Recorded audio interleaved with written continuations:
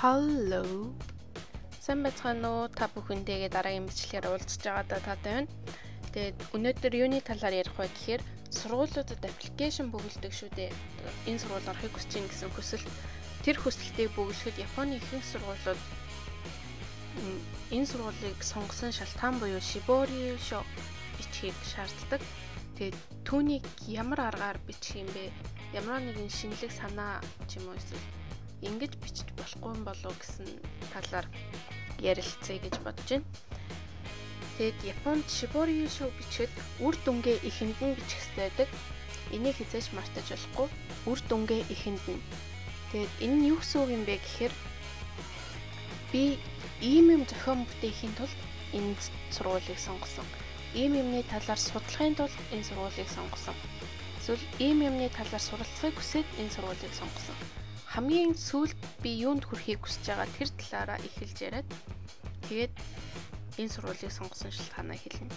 Энэ үед юуг анхаарах хэрэгтэй вэ гэхээр энэ сургуулийн талаар ярихдаа заавал онко гэж хэлэх хэрэгтэй.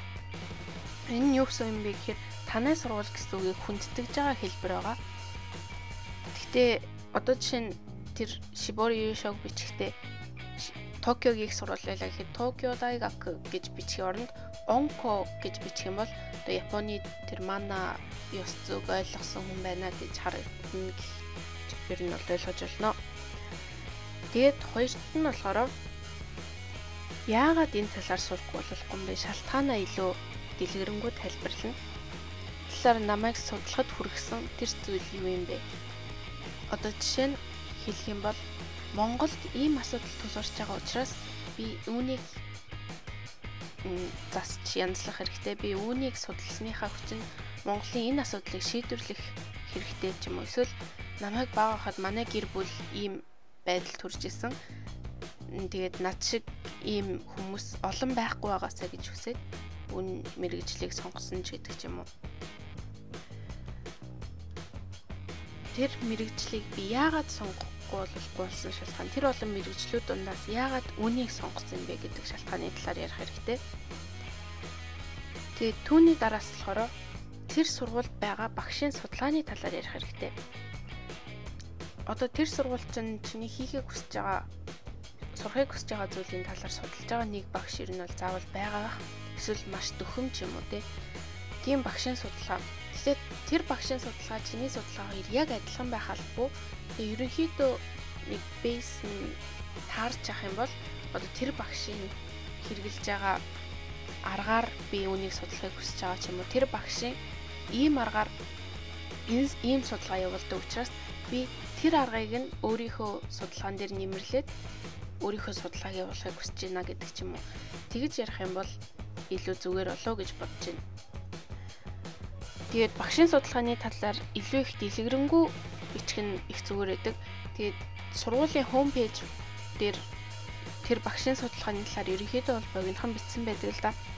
Тэн дээрээс энэ багш миний судалгаатай тохирох юм байна гэдгийг ойлгоод түүний дараа нь болохоор нэг юу байхад санал болгоход Японы Токиогийн Hanzomon-сэнд Nagata-cho гэдэг. Тэр Nagata-cho гэдэг гин дэр юу байдаг вэ гэхээр Kokkai Kokuritsu Toshokan буюу улсын төв номын сан тэнд байдаг. Тэр улсын төв номын сангаар орохгүй судалгааны ажил гэж байдаггүй. Бүх судалгааны ажлууд тэр төв номын сангаар дамжаад гадагшаа засагддаг. Тийм учраас бүх судалгааны ажил тэр төв номын санд байдаг. Тийм учраас тэр багшийнхаа нэрийг хайхал юм бол тэр багшийн чинь судалгаанууд бүгдээрээ гарч ирэх учраас ядаж нэгийг нь ч болоо уншаад тэгээд энэ Shiboryu-sho тэр талаар дурдах юм бол би энэ сургуулийг ингэж их судалсан шүү. Энэ багшийн талаар би ингэж судалсан шүү. Би энэ багшид ийм дуртай байгаа шүү гэдгээ appear хийж чадах нэг гарцуулна гэж бодож байна. Тэгээд түүний дараа дөрөвдүгээрт нь болохоор миний хийхийг хүссэн судалгаатайгаа яг юугаараа тохироод байгаа юм бэ? Яг сая би хэлсэн шүү дээ. Одоо багштай яг адилхан судалгаа хийх албагүй. Гэтэ хийж болно. Гэтэ заавал тийм байх албагүй. Харин тэр багшийн судалгааны арга нь минийхтэй ямар юугаараа тохирж байгаа юм бэ гэдэг талаараа энэ бичих хэрэгтэй гэж бодож байна. Энэ хэсэг дээр би ийм судалгаа хийж байгаа, тэр багш ийм судалгаа хийж байгаа. Тэгээд бид хоёрын судалгаа энэ талаараа нэгдэж байгаа учраас би энэ багшийн судалгааны багт заавал ормоор байна. Энэ судалгаа багш гэдээ яриад байгаа л та. Тэгээд Японы их сургуулиуд ихэнх 3 дугаар курс юм уу 4 дугаар курсээс эхлээд ийм нэг багшийн доор байдаг ийм судалгааны багт ордог. Тэгээд тэр судалгааны багтаа очиод дипломынхаа ажлыг дээр юу хийх вэ тэрнийхээ талаар судалгаагаа хийдэг тэр багшаас зөвлөгөө авдаг тийм судалгааны багуудад харьяалагддаг байгаа. Тийм учраас энэ судалгааны багийн талаар ярих нь бас тийм гарц нэгэн арга зам болов уу гэж бодож байна. Тэгээд түүний дараа болохоор энэ нь болохоор нэг л өгүүлбэр хахад ерөнхийдөө болно. Тэр нь болохоор төгсөлтийн дипломын ажлын талаар ярил зүгээр юм болов уу гэж бодож байна. Энэ багшийн судалгааны багт ороод би ийм төгсөлтийн дипломын ажлын ийм судалгааг хийж дипломо хамгаална гэдэг талаар нэг өгүүлбэр л хахад ерөнхийдөө болно. Тэгээд хамгийн сүүлд нь дүгнэлтэд дахиад нэг өгүүлбэрээр оруулах хэрэгтэй болов уу гэж бодож байна.